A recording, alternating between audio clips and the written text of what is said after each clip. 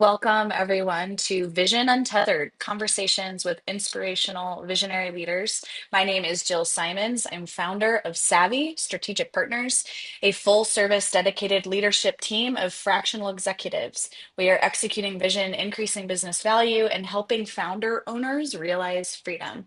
Today, my amazing guest joins me. Benny Fisher, the founder of the Big Fish Company, a roofing company initially known for its exceptional craftsmanship and customer service.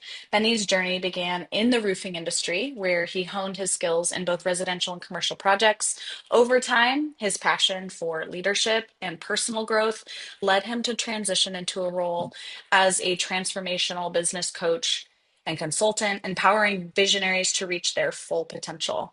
Through his coaching, Benny now helps business leaders break through barriers and scale companies with clarity and purpose. Thank you so much for being here, Benny. Well, that was an amazing introduction. I'm Oh, inspired. I'm inspired.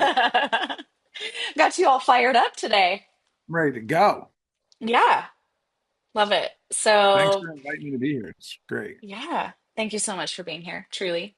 Uh, Passion and purpose. What is your passion and purpose, and what led you to where you are today? Hmm. Do you want the 5 minute version, the 2 minute version, the 30-minute version? What size version do you want for that? Because that's Right. Well, that's a I've heard, loaded question. yeah, it is. I don't know, your version. I mean, I know you've given Um, that your talk at EOS yeah, conference last year was amazing. Maybe synopsis of that. I don't know. yeah. Wherever you're So, called.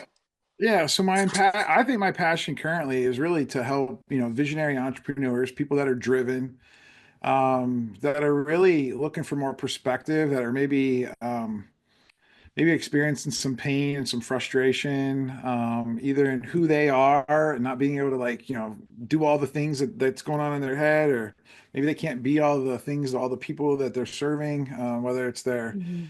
their team or their family or their, friends and community. There's a lot of pressure, when it comes to being wired, just as like a driven, but then then when you become an entrepreneur, now you take more responsibility because now you're responsible for a lot more people's lives, including your own families. And so Mhm. that can add to that can just add to, it's a blessing and a curse, right? Like it can just add to a lot of pain, right? And Yeah, so yeah, when I did the keynote at ELS conference in 2024, my whole thing is embracing the pain like head on, right? And I've learned this through trial and error mostly, but now over the last 3 or 4 years, I've been, diving deep into psychology and Mhm. into books and to learning from other people who have learned how to kind of balance out, and be able to harness this energy that they have as a driven to where that it's more of a blessing than on the opposite side, like the curse side or like the painful side. And a lot of yeah, that was really just becoming more present and trying to figure out how to become more present because it doesn't come naturally, for a driven. And so you really have to work at it a little bit until it becomes a little bit more natural. yeah. For me, it wasn't easy. I experienced, being, picked on at school, getting in trouble at school for talking too much. Mhm. My teachers didn't really know what to do with me. My parents never really knew what to do with me. I get out of high school. I tried a bunch of different jobs in sales, got fired from almost every single job. I went bankrupt in my early 20s. I ended up starting to sell drugs because I couldn't find I don't know, I just couldn't find acceptance anywhere else. Got in this drug world, found a little bit of acceptance kind of weirdly in the drug world, and wasn't even Mhm. really good at that. I got robbed at gunpoint, pistol whipped, left for dead. I ended up getting two felonies, Yeah. in my late 20s.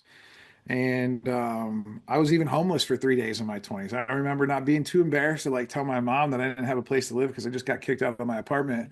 And so I slept in my car for 3 days before I started couch surfing. So I've really experienced a lot of, super traumatic events. And then Yeah. I moved to Pittsburgh, Pennsylvania, and my uncle gave me a job at his roofing company to help him with sales and marketing because I never thought I was ever going to be able to have a real job ever again because I had these two felonies on my account, for and Yeah.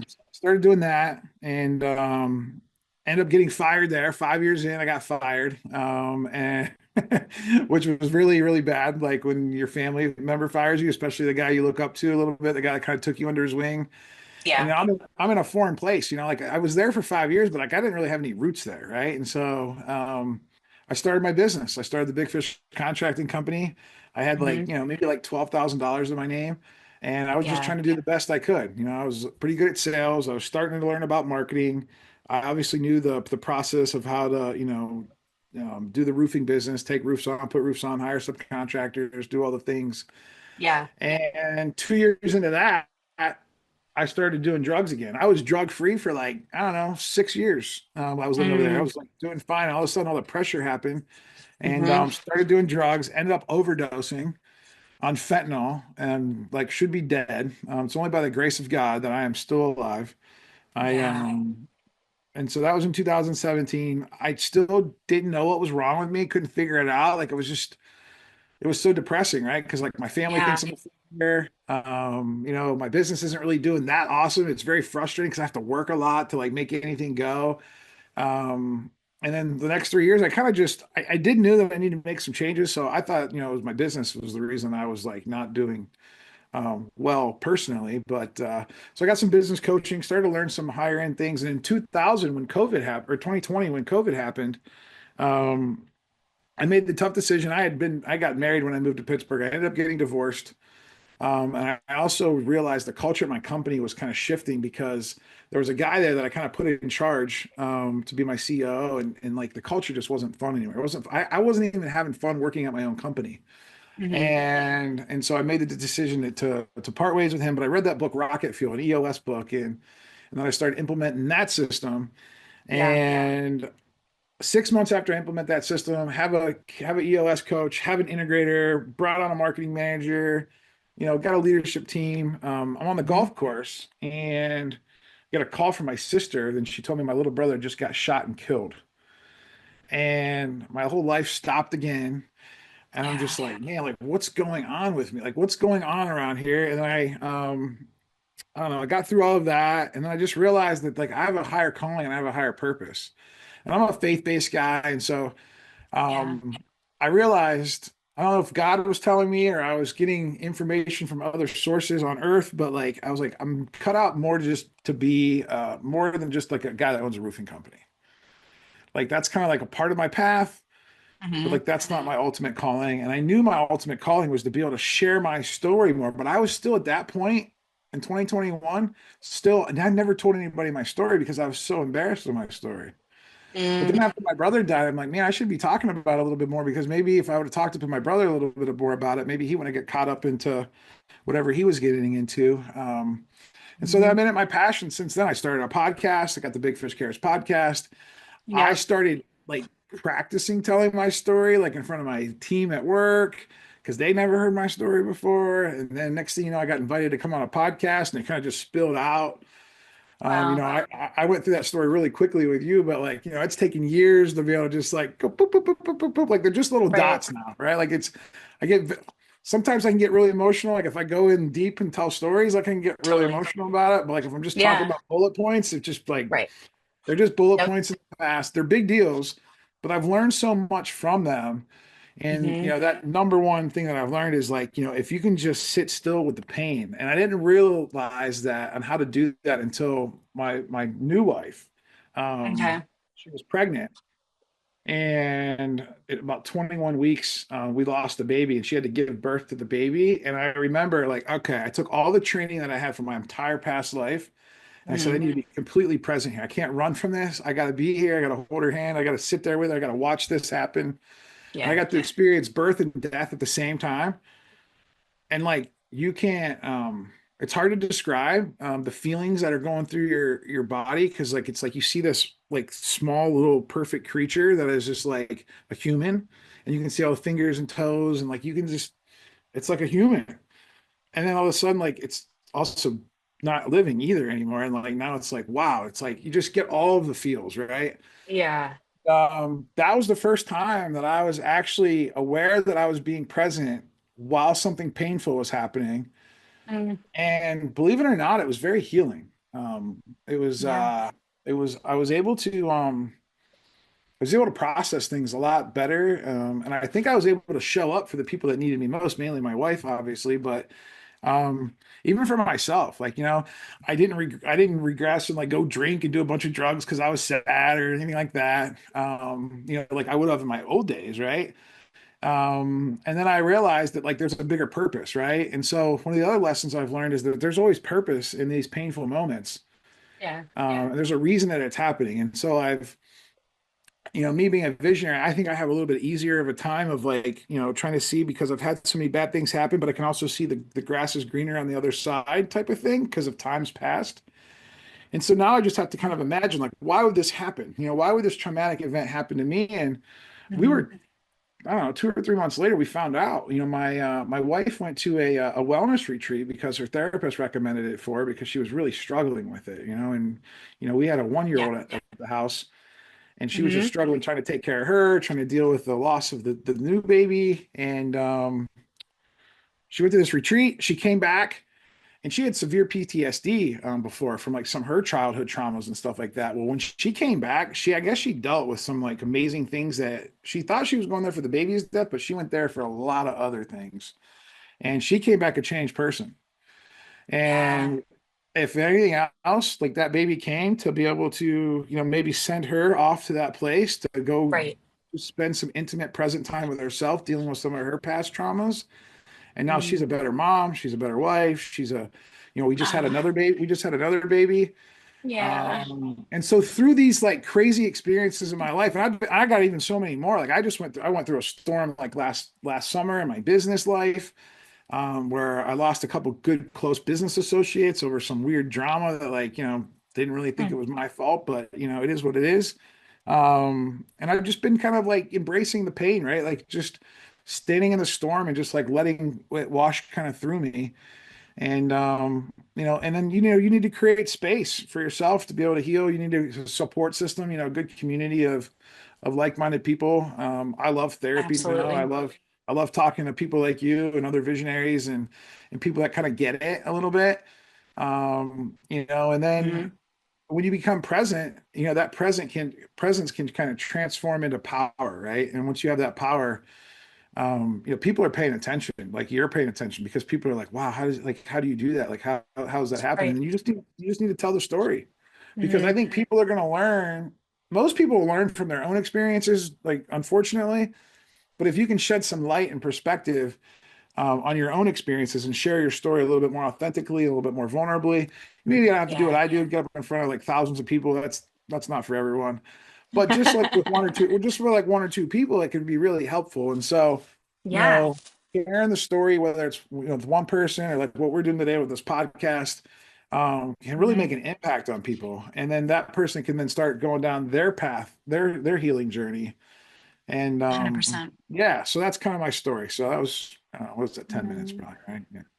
That's good. Ah, well, yeah, and I mean, you had me in tears the first time I heard that story and almost again. So even the short synopsis version of it. So it's inspiring what you've done and created with pain because I think and just to see the healing and hear of the journey to healing for you is, I mean, healing isn't about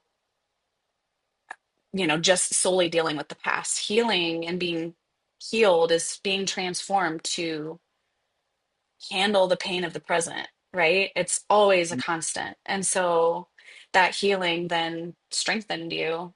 The past pains that you healed through strengthened you to see those steps in life too that are hard, that are ugly, that are traumatic, and how you handle and approach them is because you've found healing.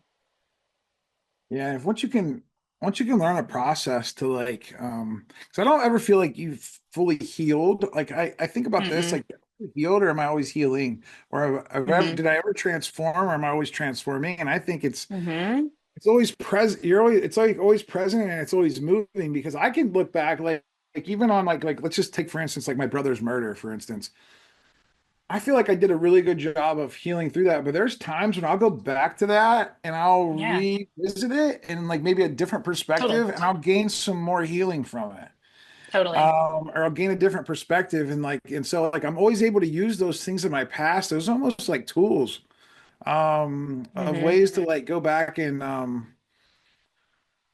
re-experience something without actually having to go through it for like real again, like in the Yeah. present. But you can use your past as a tool to become then more clear in the present. When you can become more clear in the present, you can create a really compelling future for yourself. Yeah. And if you can act out that future that you see, and you can become present with that future, like there's no such thing as time then. Like time almost like is like irrelevant. Yeah. And so time almost like stands still, and then you get to where you visualize yourself going even faster. And so Mhm. very it's hard to explain. I don't know if I did it any justice there. Yeah. No, I because have it's trouble, it's all I have resonating trouble for sure. I have trouble articulating that, and I'm sure if It's you know hard to some, articulate that.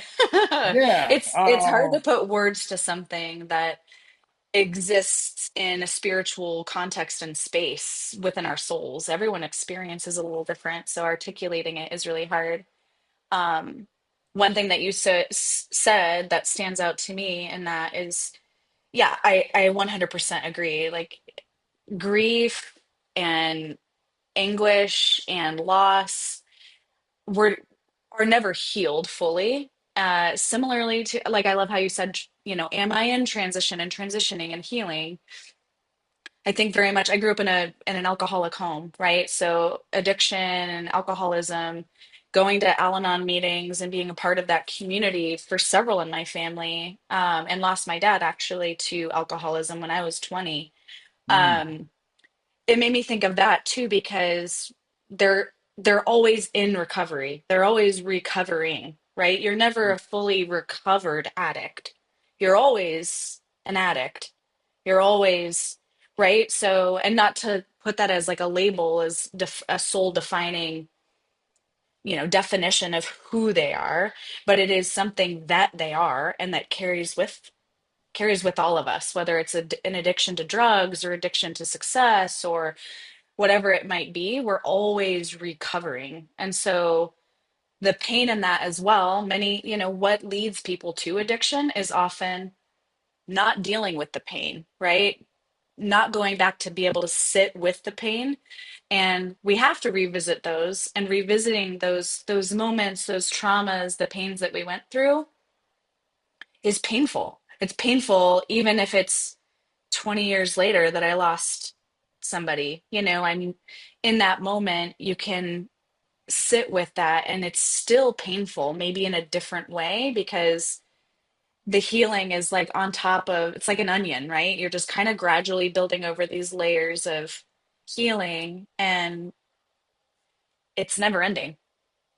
well, that's the addiction. The addiction isn't all the stuff that people use to soothe the addiction. That the real addiction, I believe, is like not knowing how to process, and not being okay with Mhm. whatever happens, and right that so that becomes the ultimate addiction. And then I think we give ourselves, whether you're a workaholic, whether you're a shopaholic, whether you gamble, whether you have sex, whether you drink, whether you whatever all the things are, right? That people do to kind of like make Right. themselves feel okay, right? Like Hmm. that's just a symptom, right? And so I find Yep. in especially in America, we were basically just treating symptoms like left and right, and trying to, then some are better than others, like there's, workaholics are usually okay. And, guys that gym rats are okay too. And like, if you do those two things, like, like we're going to Yep. accept you. We're going to accept you. But it's the same thing that drives that. The same thing Yep. that drives that is the same thing that drives somebody to do heroin and go, live under a bridge because that's because of the choices they made. Exactly. Um, and The it's very the interesting. act the activity itself is just the coping mechanism of choice. Yeah. Now So, I will say though, some of those drugs out there, they keep you in it a little bit. I mean, they keep you in it. That's the other problem. I mean, some of the stuff mhm. and work too, like, being an entrepreneur. I mean, you're sucked in. Once you build something, you can't unbuild it. Like it consumes you, right? Like once you have 10 employees asking you for like help, or once you have 5 kids or 3 kids or 2 kids, it doesn't even matter. Like you're in it. Like you're now Mhm. in it, and there's nothing you can do to really kind of get out of it, for the most part. I mean, you could obviously, but and Mhm. that's where I think all of us humans need to just learn different practices and learn. how to just be okay all the time, no matter Yeah. what. It was I read the book. I'm a big fan of Gino Wickman, and I read his new book Shine. And inside there, he Hmm. does an exercise to where he has everyone close their eyes, and he just starts peeling back all the things that you have in your life, to where you're finally left with just you and Yeah. nothing else. And then how does that feel? Mm. And for some people, it's cringy. For some Hmm. people, I think for fewer people, they're like, oh, it's so peaceful. But for most people, it's like, oh my gosh, like I need something to do. Like I need like, oh, I don't like this, right? Yeah. And so those are the people that I really want to help. The people that are addicted to their business, addicted to, they don't know, they wouldn't know what to do if like, their kids, like are gone, right? Like, like we hear all that all the time, like, oh, my kids just left. Our friend Bob Schennefeld, Hmm. our friend Yeah. Bob Schennefeld, Right. his Yep. kids just broke for the coop. He's Yep. struggling. Yeah. Because I Right. think people live for their kids, which is not a bad thing. And like, no one's gonna Yeah. say that's bad, right? Because it sounds very nice, right? But that's Yeah. part of if that becomes part of your identity, well, guess what? Those kids are going to grow up and have their own families and they're going to move away. Yep. And you got to still be stuck. You're still stuck with yourself, you know? Yep. And so you got to be, Exactly. You you peel got to back be those okay. layers of identity. Yeah, of all the things that we build around us, whether it's business, family, those make up who we are, but at the core of it, we have to be okay with ourselves. Yeah. And you got to Love like, and you that. got to really self-love. You got to have that self-love and like almost everything, Mm.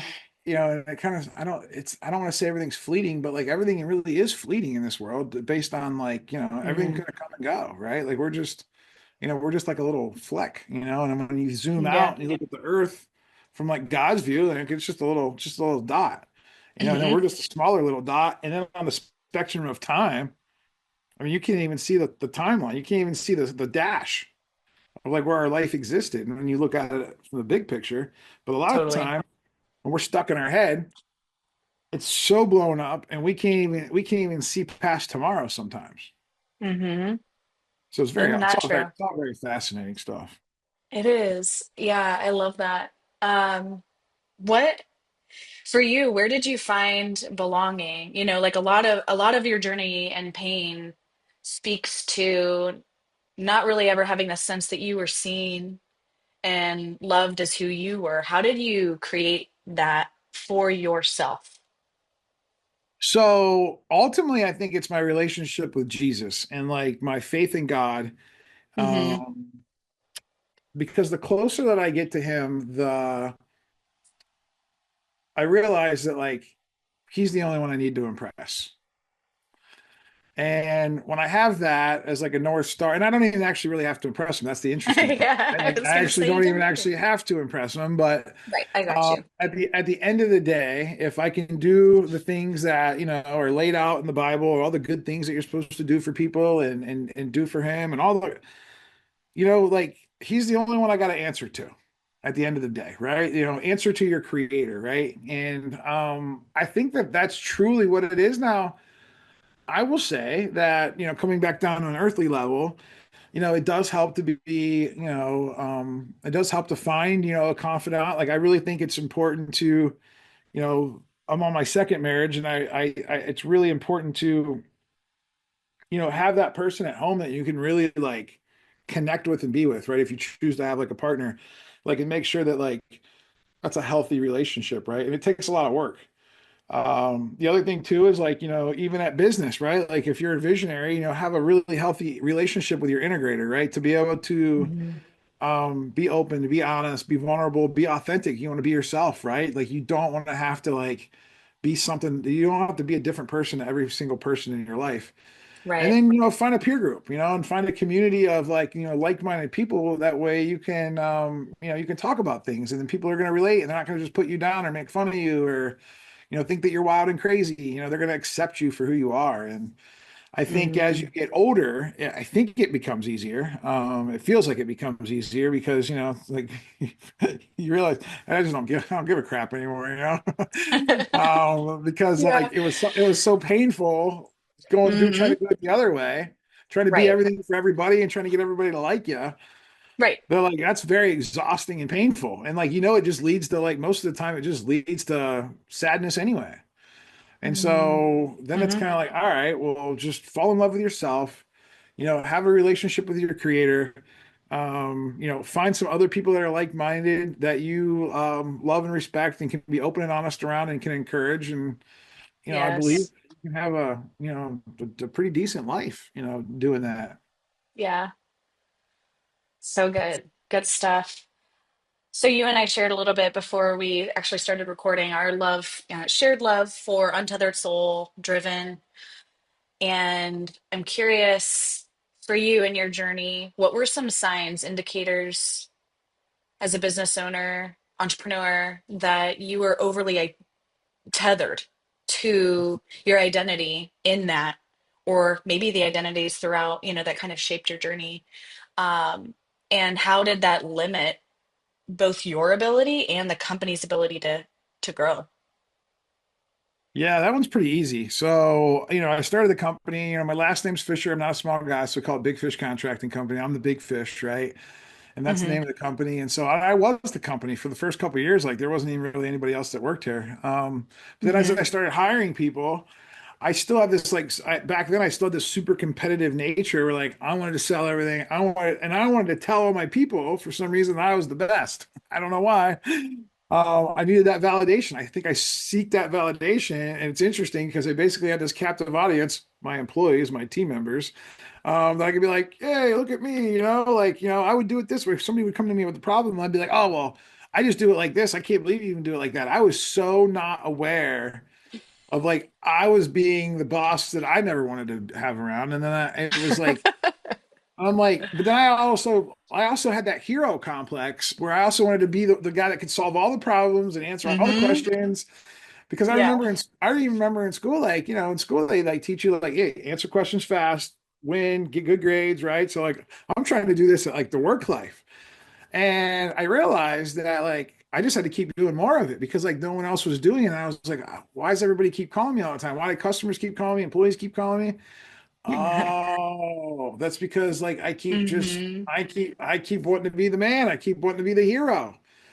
And so it was when was this? This was like in 2000 and I even had my face like on billboards and in things and I'm just like, all right, so we're going to stop all that.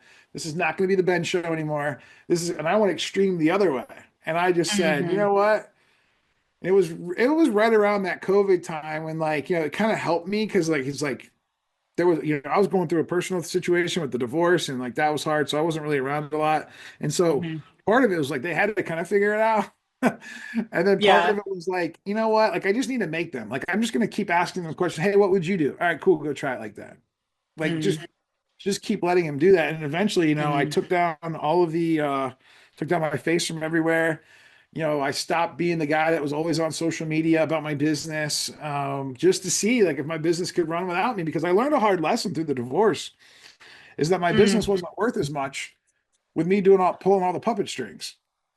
Yeah. Well, Yep. my ex-wife learned that it wasn't worth that much with Benny pulling all the puppet strings, right? And so I learned that was a very valuable lesson. I'm like, wow, I'm actually worth more than my own business. That's what my attorney and my accountant said. They're like you could literally like stop working there tomorrow and like that whole thing would shut down. It would collapse Yeah. because like nobody would know what to do. Your people would stop coming to work. The customers would stop getting taken care of.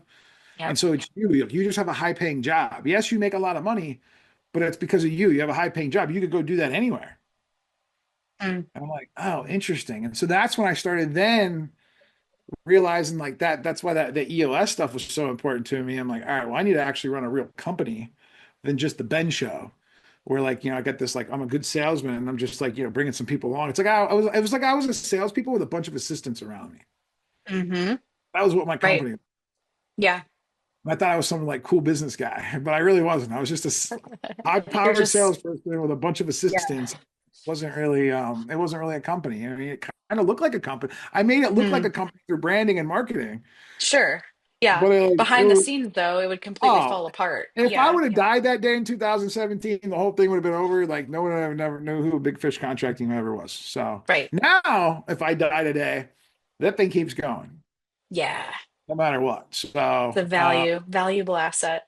Yeah. Yeah, and so like Okay. that was the big shift in identity from like my business.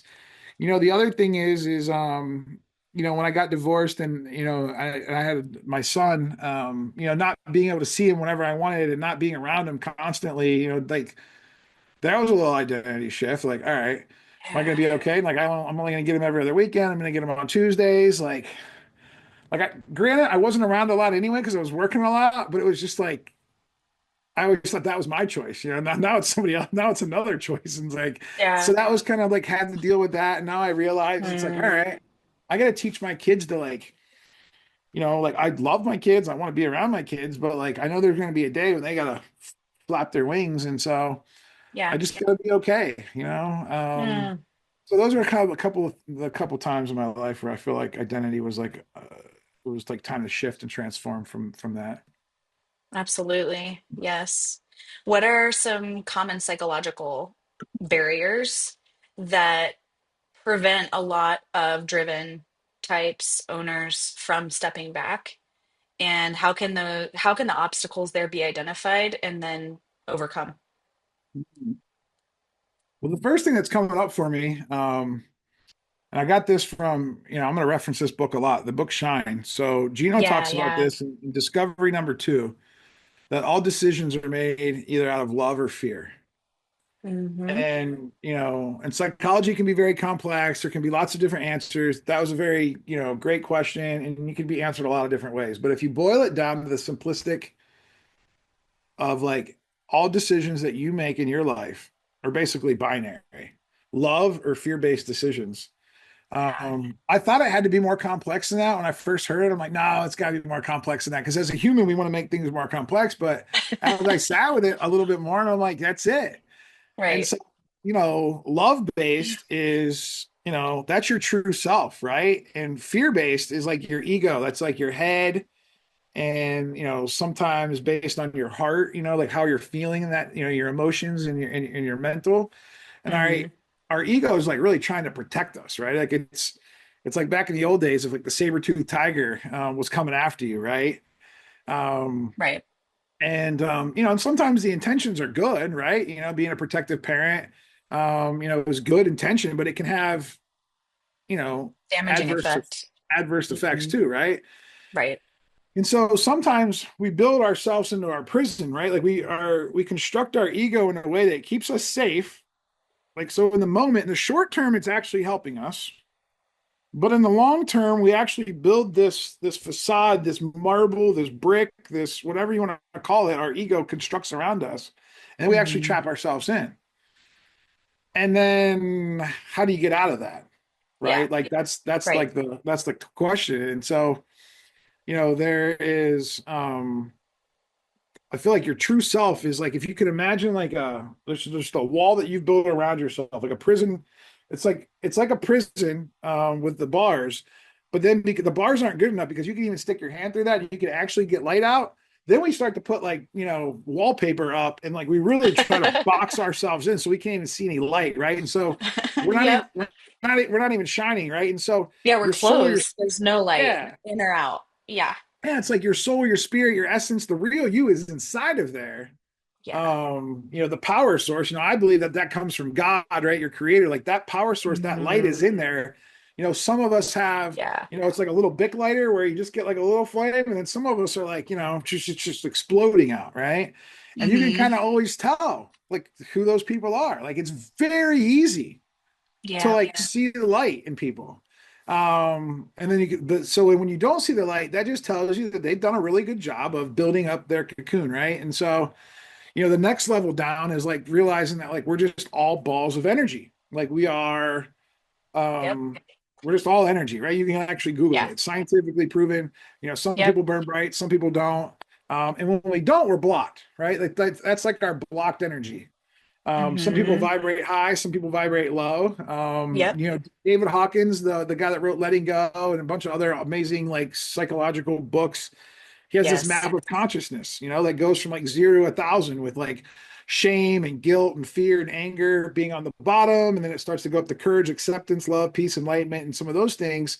Yep. Um, and that's basically just like a way to like understand like once you can get past some of those barriers and you can unblock some of that energy, you can actually shine a little bit brighter. And then it goes Mm, down a little bit deeper and they're like, what's causing that, right? Like what's causing that shame? What's causing that fear? What's causing the blocks, right? And it's usually your past trauma, the pain that we just talked about, yeah. the regrets, there's like, Yep. some people call them whatever, people call them different things. Some people call them gunk. Somebody will say, "Hey, I got bricks in here." The Yeah. Italians, Gino, I think calls it a matzo ball. I think I'm not sure, but Uh-huh. there's a thousand different Or ways. There's a thousand. What were you gonna say? oh, I was gonna say, or shed the shit, Oh yeah, right? shed your Shit. shit. Yeah, yeah, and there's like a thousand different ways to like release that, right? Like you can. There's therapy. Yeah. There's all kinds of stuff that you can do, experiences, retreats. There's some people you're using psychedelics. Read the book Letting Go and Untethered Soul. Like, you're a big Untethered Soul fan. I am too. Like that'll teach you a process, right, Right. on how to kind of let things go. Yeah. And you can start chipping away, right, at that ego, and eventually you'll just start shining a little bit brighter, right? And sometimes that blocked energy is really causing it causes health issues, right? It causes things that go on in our body, and I believe that Yep. everything comes from that. Totally. I am not convinced that like I believe that's how we get like 99% of our diseases is 100%. this trauma stuff. Yes. So, The Body Keeps the Score is oh, that's a good another book. Oh really good yeah. book too. Oh, Yeah, that's it because it all ties into that. Yeah, it's all connected. Spirit holistically in our energy and our beings, our spirituality, our ego, our body, our mind are all at one, right? So working on one is at sacrifice to the other, and when we're not working on yeah, at the core of it, our our internal being and our energy and where our energy stems from, it's trapped. It's trapped, and physically that harbors darkness and pain in ways that are felt and manifested in our bodies too. when it It's all wild. starts too, like the first, like you just gotta have the awareness, right? Like once you have that awareness of like when you're Yeah. making those decisions based on love or fear, Mm-hmm. and when fear keeps coming up, it's like, all right, Mm-hmm. then you gotta just go deep inside and kind of go back to like, I must have constructed that, right? Like it's in there, right? And I think Eckhart Tolle is the one Mm-hmm. that says, with awareness comes transformation and freedom. Yep. And when you're aware of your fear-based emotions, your thoughts, your decisions, you can really start to shift them to love-based. And once Yeah. you can start to do that, I really believe that you can really make a difference in your own personal life. And then guess what? Not only just your life, the people that are around you, right? Because when you start to put out that good energy, it's going to reflect back, right? Like it's like we're bouncing these things off of each other. And if two negative people are bouncing stuff off, it usually goes bad. If two positive people are bouncing stuff back, it usually gets better, right? Yeah. Um, and so a lot of times you just have to feel it. You just have to feel that emotion. You got to let it kind of come up. A lot of people do this through like stillness, meditation, just Mm-hmm. pausing. You got to experience it. Yeah. And just like let it kind of shoot through you. So then that way you're shining a little bit brighter and you can make those decisions out of love. And just a 10% little shift, just a 10% shift is going to make a massive exponential wave of positivity in your life and really Mm. set yourself free. So then that way you don't have to be trapped anymore. Ah, it's a beautiful thing. It is very beautiful. Difficult. It's challenging work. It's extremely So challenging, that's for it's sure. so hard because it's just not something that happens overnight.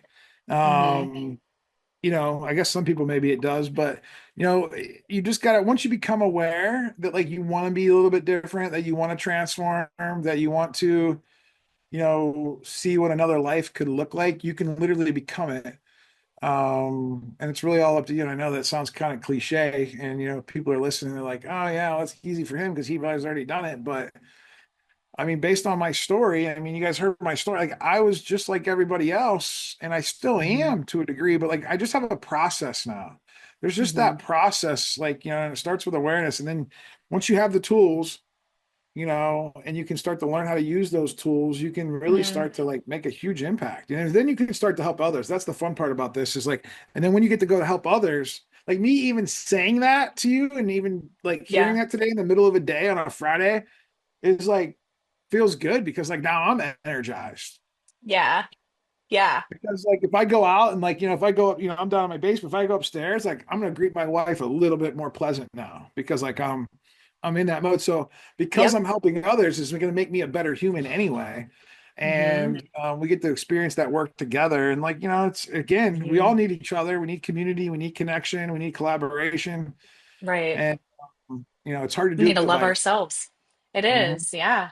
Yeah. Absolutely. Well, you shine bright, Benny. Thank you for what you do and what you bring to this world through your pain. It's a beautiful thing and inspiring to be able to take part in it. So thank you. Thank you. Yeah. If our listeners want to learn more, connect with you, what is the best way to get in touch? They can go to bennyfisher.com, BENNYFISHER.com. That's probably the easiest way you can connect to me on social. I usually answer Facebook or LinkedIn messages pretty fast. Mm, I think my email address is on there, but I'm pretty easy to get a hold of. So sounds good. Well, thank you again for being here and sharing your heart and your story. thank you for Appreciate having it. me.